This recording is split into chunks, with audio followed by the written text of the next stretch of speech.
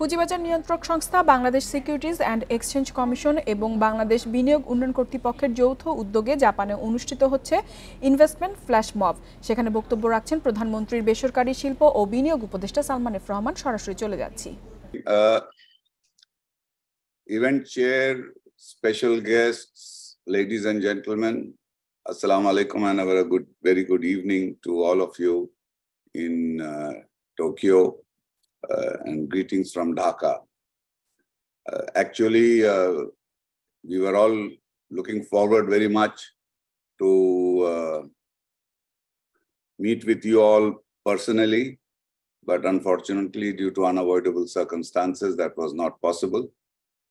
And so I'm very pleased to be with you during this Zoom call. At the outset, I would like to thank the Security Exchange Commission and BIDA for organizing this event. And I would also like to thank all my previous speakers, especially the keynote speaker on the very, very informative investment climate which prevails now in Bangladesh. As you all have heard, Bangladesh and Japan enjoys very, very special relationship between our two brotherly countries. Our father of the nation, Bangabandhu Sheikh Mujibur Rahman, first visited Japan, and Japan was among one of the first countries which recognized Bangladesh. And soon after that, our father of the nation visited Japan. And as you have heard, our Honorable Prime Minister, Sheikh Hasina, has visited Japan over 5 times. And we, 2019 being the last visit. So actually, I'm not going to mention about the investment climate, which has already been explained in great detail, which is in Bangladesh. And we have been inviting Japanese investors, and you have already responded. You have set up an export processing, a special economic zone. Another second one is also in progress. What I would like to actually mention is that the relationship between the two countries is much more strategic at the moment. Japan is actually, I think, working jointly with us, is taking a strategic position as to how the future investors from Japan would be able to invest in Bangladesh. And in keeping this strategic concept in place, what we are doing actually is developing the infrastructure, which was mentioned by my previous speaker, especially the Matabari project, the airport, the Dhaka Airport third terminal, and many other projects developing the infrastructure so that the Japanese investors, when they come to Bangladesh, they face no difficulties, and that they are able, the investors are able to really feel at home. So that is, I think, what the whole purpose of our partnership is.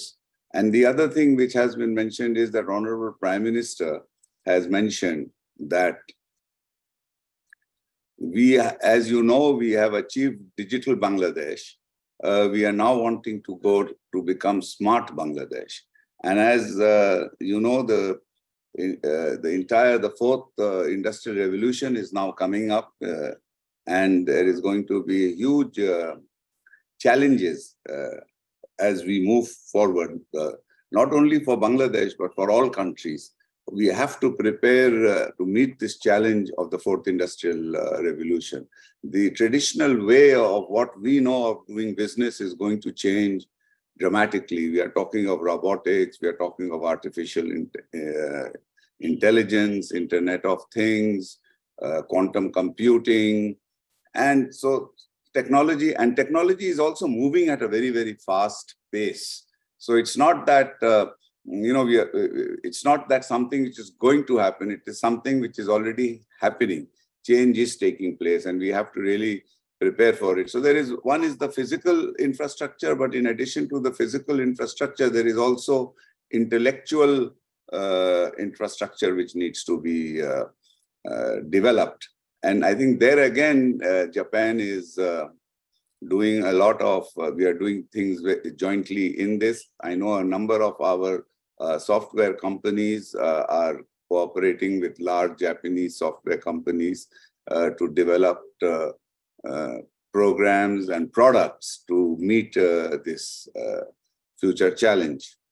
The other very interesting area which we are working on, and I think there is a lot of progress made, but more needs to be done, but there is a huge amount of work being done on this. As you know that Japan is an aging population and Bangladesh is a young population, as you have seen. And we are trying to train and prepare our workers so that they can actually help the workforce in Japan. So that work is also being done. So actually, between the two countries, there is a huge amount of work in many different areas where we are working. And I think for investors, there is huge amount of opportunities. Already, there are some Japanese investors who have come and invested in our healthcare system. And that is another area where there is a huge amount of potential that I think needs to be explored further. So, and there is a huge, also the other thing is that there is a lot of goodwill between the Japanese, not only between the Japanese businessmen and the Bangladeshi businessmen, but also between the Japanese people and Bangladeshi people. So what, and I have been meeting a lot of Japanese investors, and what we have made very, very sure, and over here, as you have heard, both BIDA, BESA representatives are there. And I have made sure that when a Japanese investor makes an investment, any issues he faces or any problems which he faces should be resolved very soon, in the soonest possible time, and should be done seamlessly so that his business here, he can do business here seamlessly and without any issues. So with these words, again, I would like to thank the organizers for organizing this event and giving me an opportunity to say a few words. I am deliberately not making a long speech because it is already 8:45 in Tokyo and there is dinner waiting for you. And I don't really want to come between you and your dinner for much longer. So again, thank you very much and hope you have an enjoyable and successful event this evening. Joy Bangla, long live Japan-Bangladesh friendship. Thank you.